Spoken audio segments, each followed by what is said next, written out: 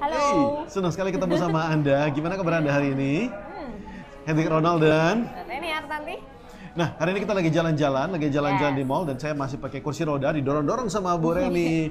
Makin gede tangan saya. Terus gimana? Nah, hari ini kita pengen ngobrol tentang gini. Apa Sebagian orang ada yang rasanya sudah berjuang mati-matian ketika dia berusaha untuk bisa sukses, untuk Iya. bisa ini maju. Mencapai goalnya Dia gitu ya, dia Pak. rasanya kadang-kadang sudah sampai tumpah darah, maksud sudah sampai All out nangis, udah rasanya. capek, udah ngasih semuanya gitu loh. Tapi kenapa kadang-kadang bisa sukses sebentar, abis itu jatuh lagi. Sukses sebentar, kadang-kadang jatuh lagi gitu ya. Nah, ini bukan cuma soal kesuksesan di bisnis doang, tapi misalnya ketika Apapun dia ya. Kesehatan mungkin. kesehatan misalnya ya, dia Pengen lagi diet gitu ya. diet. Dia pengen hari ini sudah puasa, Naik turun, sudah lari, sudah keringetan, tapi ya ampun, paling-paling cuma turun sedikit, abis itu naik lagi gitu ya. Kalau misalnya dia pengen belajar gitu ya, hari ini dia sudah belajar mati-matian, tapi kok hasilnya kayak gitu-gitu aja gitu ya. Nilainya nggak bagus. Hasilnya ya nilai akhirnya ya segitu-segitu aja gitu loh. Nah, itu yang pengen kita pelajari dan Oh, ya. saya pengen share sama Anda karena kalau enggak gitu ya, nanti akhirnya Anda capek, Anda merasa sudah memberikan semuanya, tapi hasilnya tuh nggak ada gitu loh. Anda cuma ngeliat hasil sebentar, habis itu jatuh lagi, sebentar jatuh lagi, sebentar jatuh lagi. Akibatnya kita jadi cepat lelah dan nggak semangat lagi ya untuk capai goal kita ya. Betul. Akhirnya kita merasa ya I've tried everything, Sudahlah. sudah berusaha sekuat-kuatnya, saya diet sudah mati-matian, udah coba cara ini, coba cara itu, kok udah bisa-bisa gitu ya. Nah, itu yang pengen kita bahas hari ini. Yes? Oke, ya, menarik banget.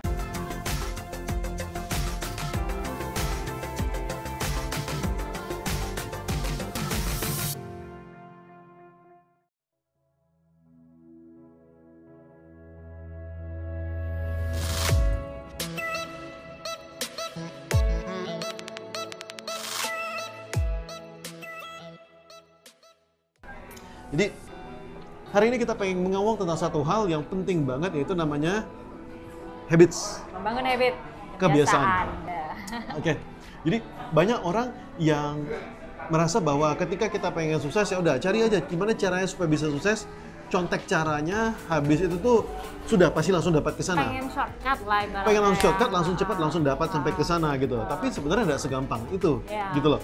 Orang-orang yang sukses itu mereka cuman kelihatan pada saat sukses aja ya sama kita, tapi sebenarnya perjalanan menuju sukses itu mereka bahkan mungkin ada yang bisa bertahun-tahun, belasan tahun ya, bahkan Yes, puluhan kalau tahun. kita ngelihat orang sukses gitu ya, misalnya ketika saya lagi ketemu sama Pak Denny gitu ya dari Malang, beliau jago internet marketing gitu ya. Pak Denny sendiri ketika saya lihat, wow beliau bisa menghabiskan miliaran untuk iklan. gitu ya. Lalu saya tanya sama beliau, Pak Denny, bro, lu sudah berapa tahun di sini? Dia cerita beliau sudah sekitar 8-10 tahun. Terus saya ngomong sama beliau. Terus saya bilang, ini pasti nggak ada momen-momen di mana bro sudah mau nyerah. Ada momen-momen di mana rasa sakit banget, rasanya sudah hampir mau berhenti. Dia bilang, betul, bukan cuma sekali. Bahkan berkali-kali loh, hebat banget. Ya. Itu yang membedakan mereka ya, mereka terus membangun habit itu ya, walaupun kayaknya hasilnya belum kelihatan. Yes. Jadi seperti kata Bu Reni gitu ya, orang yang kita lihat kayaknya sudah sukses gitu ya, kita cuma melihat pada saat mereka sudah sukses. Tapi memang sebenarnya ketika untuk bisa sukses itu memang butuh waktu gitu ya. Butuh waktu. Seringkali kita cuma melihat pas sudah di puncaknya. Kita nggak melihat perjalanan berdarah-darahnya, perjalanan nangisnya itu. Yang butuh 8-10 tahun itu. Yang di 5 tahun pertama serasa nggak ada hasil, 5 tahun pertama rasa pengen nyerah. Rasanya ini sudah 5 tahun saya ngerjain ini, sudah 7 tahun, sudah 8 tahun saya ngerjain ini, kok tapi nggak ada hasil. Bener nggak sih jalannya, berbakat nggak sih kita di sana? Kadang-kadang kita terus jadi pertanyaan-pertanyaan gitu kan ya. Kadang-kadang kalau ada pernah ngeliat gambarnya, ada orang seperti lagi gali diamond gitu ya. Dia sudah hampir sampai ke diamondnya tapi dia nyerah gitu loh. Nggak tahu, padahal ternyata Wah, udah ada sedikit beberapa- lagi sudah hampir sampai ke diamond gitu lah. Nah, itulah makanya kita pengen belajar gimana caranya supaya kita tuh pasti bisa sampai ke sana. Nah, menarik banget ini. Oke. Nah, Bu Reni lagi baca satu buah buku yang sangat menarik sekali, namanya Oh, iya, buku boleh. Atomic Habits. Nih, saya tunjukkan dari James Clear. Ini ada versi Indonesianya juga. Nah, kan boleh kasih lihat lebih jelas? Atomic Nah, Habit. Atomic Habits. Oke. Iya. Jadi buku ini tuh menarik. Saya sendiri sebenarnya baru baca sedikit ya, baru sekian gitu. Tapi dari segini tuh saya langsung sudah bisa menangkap awalnya tuh sangat bagus, bahwa ternyata orang itu adalah kumpulan dari kebiasaan. Seperti apa dia itu menjadi, ya itu berasal dari kebiasaan-kebiasaan dia sehari-hari yang mungkin itu bukan kebiasaan yang besar ya, tapi kecil-kecil tapi mengarah kepada goal yang dia mau tuju tadi. Yes, perhatikan kata Bu Reni ya. Orang adalah kumpulan dari kebiasaan. Jadi kalau misalnya kita ngelihat, ini kok Warren Buffett kok bisa jago banget, dia kok sukses banget, dia investasi gitu. Dia adalah kumpulan dari kebiasaan-kebiasaannya gitu. Kebiasaannya adalah dia selalu memeriksa dengan teliti. Dia selalu berusaha memberikan value sama orang lain. Dia selalu berusaha bagaimana caranya good management. Dan itu yang dia bangun secara terus-menerus gitu ya. Habit-habit itu yang lihat dengan teliti, nggak mau buru-buru. Dia dia berulang kali melakukan habitnya secara terus-menerus, dan habit itulah yang membangun dia gitu loh. Nah, jadi kalau misalnya kita lihat siapapun gitu ya, orang dahsyat gitu ya, mereka pasti mempunyai satu buah kumpulan habit, satu buah kumpulan kebiasaan. Orang adalah kumpulan dari kebiasaan dia. Kalau hari ini dia sukses, itu adalah karena dia punya kumpulan kebiasaan yang membawanya sampai ke hari ini, yang membawa dia sampai ke sukses gitu. Dan tidak ada satupun orang sukses yang tidak seperti itu. Semua orang sukses pasti seperti itu. Dan bersyukurnya sebenarnya kita semua mempunyai satu modal yang sama nih Pak Ronald. Antara yang sukses dengan tidak itu sama-sama memiliki modal, yaitu waktu. Hanya bedanya adalah orang sukses itu dia terus dengan konsisten, dengan tekun membangun kebiasaan-kebiasaannya menuju kesuksesannya dengan waktu yang ada. Sementara yang belum sukses adalah mungkin dia akan berhenti di satu titik, berganti kebiasaan lain sehingga ya sudah terhenti sampai di sana gitu. Yes. Misalnya tadi Bu Reni bilang tentang waktu gitu ya. Mark Zuckerberg adalah salah seorang yang sangat pelit sama waktu. Saya juga pelit sama waktu gitu ya. Gimana maksudnya? Mark Zuckerberg tuh kalau misalnya dia lagi kerja gitu ya, dia misalnya orang lain pergi makan siang gitu ya, 1 jam gitu ya, hahaha sama teman, nanti balik agak telat gitu. Itu sebenarnya adalah kebiasaan. Mark Zuckerberg tidak suka dengan kebiasaan seperti itu. Kalau misalnya dia makan, dia lebih suka makan di mejanya, langsung sambil kerja sambil makan, habis itu pinggirin lagi, habis itu bisa langsung kerja lagi. Efisiensi ya? Yes. Jadi orang-orang terbaik itu dia selalu mempunyai kebiasaan-kebiasaan yang sudah dia pupuk sejak dulu, dan kebiasaan inilah yang menghasilkan buah buat dia. Nah, jadi kalau misalnya kita pengen sukses, tugas kita adalah memilih apa habits, apa kebiasaan yang bisa membawa kita untuk mencapai ke sini. Exactly. Misalnya nih, ini contoh gitu ya, ada orang pengen kurus gitu ya, atau orang pengen langsing, bodinya lebih bagus gitu Ideal ya. gitu ya. Yes, ada 2 orang, ini sama-sama gemuk gitu ya. Orang yang pertama, dia misalnya, oke, mulai hari ini saya harus kurus gitu ya.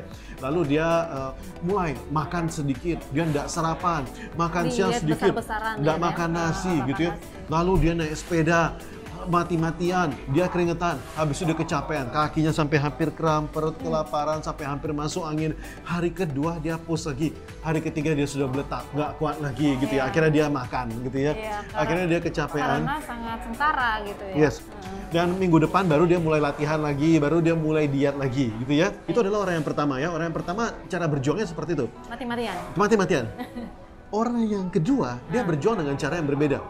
Dia pengen kurus gitu ya, sama-sama gendut juga gitu ya. Tapi dia mempunyai kebiasaan yang berbeda. Dia nggak diet mati-matian, dia nggak olahraga mati-matian. Tapi setiap hari dia, oke, mulai hari ini saya pengen makan lebih sehat daripada sebelumnya gitu ya. Jadi mungkin dia mulai dengan mengurangi nasi, mungkin sedikit doang. Biasa nasi segini, agak segini gitu ya. Mungkin biasa nasi 250 gram, sekarang 230 gram. Kalau biasanya habis minum teh manis, terus diganti jadi air jadi putih. teh setengah manis. Oh, teh setengah manis ya? Nah, gitu. Jadi dia pelan-pelan nih, jadi teh setengah manis. Habis itu jadi teh seperempat manis. Habis itu jadi teh tawar gitu. Mungkin misalnya 2 minggu dia minum teh manis, habis itu minum teh setengah manis selama 2 minggu. Kalau dia sudah kuat lagi, baru 2 minggu berikutnya jadi teh ya? seperempat manis. Habis itu kalau sudah kuat, bulan depannya lagi mungkin minum teh tawar gitu. Nasi putihnya misalnya tadinya 250 gram, turun jadi 200 gram gitu. Nah, saya pengen nanya sama Anda, orang pertama sama orang kedua, menurut Anda mana yang lebih cepat, lebih sukses, dan lebih benar-benar bisa jauh lebih langsing? Yang pertama atau yang kedua? Oke? Nah, jawabannya adalah yang pasti yang kedua. Oke? Kenapa? Karena yang kedua itu walaupun kelihatannya itu usahanya itu sedikit-sedikit ya, tapi dia melakukan itu konsisten, dan dia melakukan banyak hal yang tujuannya adalah supaya badannya makin lama makin bagus. Sedangkan di orang pertama itu dia melakukan segalanya mati-matian, tetapi tidak konsisten, tidak terus-menerus dilakukan. Jadi kadang iya, kadang enggak, kadang iya, kadang enggak. Nah, akhirnya dia juga sulit untuk membentuk goal seperti yang diharapkan gitu kan? Yes. Jadi habits itu tuh bagaikan momentum gitu ya. Sama dengan ini juga diterangkan juga gitu ya. di ciri-ciri perusahaan, mana perusahaan yang bagus sama yang enggak gitu ya. Perusahaan yang bagus gitu adalah perusahaan yang bisa terus-menerus secara konsisten melakukan hal yang bagus terus-menerus. Perkembangannya mungkin kayaknya lambat gitu ya. Kayaknya tuh, aduh segini aja, kok enggak naik-naik ke atas, terus masih segini. Tapi pelan-pelan nggak sadar, naiknya bisa segini. Nah, kebanyakan orang nggak sabar, kebanyakan orang langsung cepat naik, nanti turun lagi, cepat naik, habis itu turun lagi, cepat naik, turun lagi. Nah, itu makanya dibilangin bahwa biasanya yang cepat naik pasti cepat turun juga. Tapi yang lambat naiknya biasanya konsisten, everlasting, gitu ya. Betul. Dan boleh bisa dibilang antara membangun habit pribadi, personal dengan perusahaan itu sebenarnya secara garis besarnya sama ya. Kedua-duanya adalah sebuah sistem yang membantu kita menuju kepada hasil-hasil yang kita harapkan. Yes, exactly. Nah, itu makanya mulai hari ini gitu ya, kita mulai mikir gitu deh, saya tuh pengen jadi seperti apa gitu. Kalau misalnya Anda pengen bilang bahwa, oh saya pengen selesai baca Quran gitu ya, saya nggak pernah selesai baca Quran gitu ya, Anda nggak harus membangun suatu habit. Oh ya, mulai hari ini bawa Quran kemana-mana. Nggak harus. Anda nggak harus bawa Alkitab kemana-mana misalnya. Anda cukup bilang bahwa hari ini saya pengen baca dua kalimat. Ya, satu juz saya boleh gitu ya. Kalau perlu lebih sedikit, misalnya satu hari 2 kalimat, satu hari setengah halaman. Udah apa? Membaca gitu. Buku juga gitu ya, satu hari 1 lembar gitu ya. Yes. Satu hari 1 lembar. Kalau perlu 1 hari setengah lembar juga nggak apa-apa. Nanti kalau Anda merasa tertarik mau dibanyakin nggak apa-apa. Tapi jangan sampai ke poin di mana Anda muak, jangan gitu ya. Jadi kalau misalnya Anda merasa, ini cukup nih, lumayan nih, oke, dah tutup bukunya, habis itu lanjutkan besok. Nikmati hidup Anda, terus lanjutkan besok lagi. Oke. Jadi Anda belajar untuk memanage bagaimana cara membangun habit tersebut gitu ya. Nah, disinilah kita belajar bahwa orang yang sukses tersebut ternyata adalah kumpulan dari habit. Sebenarnya itu saja. Betul. Dan saya punya mungkin satu cerita singkat aja ya, masalah bangun habit ini. Seperti orang yang sedang memecahkan batu gitu ya, ketika saat pukulan pertama, kedua, bahkan bisa jadi sampai pukulan ke-100 batu itu tidak pecah gitu. Jadi makanya ada begitu banyak orang yang pada saat pukulan ke-50 dia bosan dan akhirnya menyerah, kayaknya udah nggak mungkin lagi. Tetapi jika dilanjutkan sampai pukulan ke-101, bisa jadi di pukulan 101 itu pecah. Nah, pecahnya batu itu sebenarnya bukan karena pukulan ke-101 itu lebih hebat atau dia lebih beruntung, lebih dahsyat gitu ya, bukan. Tetapi sebenarnya itu sudah dibentuk dari pukulan yang pertama yang baru kelihatan hasilnya di pukulan 101. Nah, apa yang dipukul 100 kali di pukulan ke 101 akhirnya jatuh juga, akhirnya pecah juga baru ya. Kelihatan. Nah, sekarang saya habis gini. Kalau misalnya Anda bingung gitu ya, sekarang habit apa yang harus saya pilih? Sedangkan saya punya begitu banyak hal yang harus saya lakukan. Saya selama ini sibuk gitu, saya pengen bisa sukses secara agama, saya pengen sukses secara badan, secara finansial, secara relationship gitu ya. Anda nonton video berikutnya, karena di video berikutnya ini, dijelasin lebih detail. Yes, saya akan menjelaskan bagaimana cara memilih habit. Apa habit yang harus Anda pilih, oke? Jadi kalau misalnya Anda pengen sukses di cara keuangan, habit apa yang Anda pilih? Secara keluarga, habit apa yang Anda pilih, oke? Di sini kita akan belajar sehingga Anda tidak perlu melakukan banyak hal, Anda cukup melakukan sedikit hal, tapi Anda bisa jauh lebih sukses. Langsung nonton video berikutnya, oke? Sampai jumpa dan salam dahsyat buat Anda.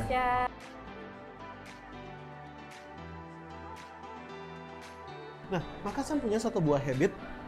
Habit saya adalah yang namanya jurnal syukur.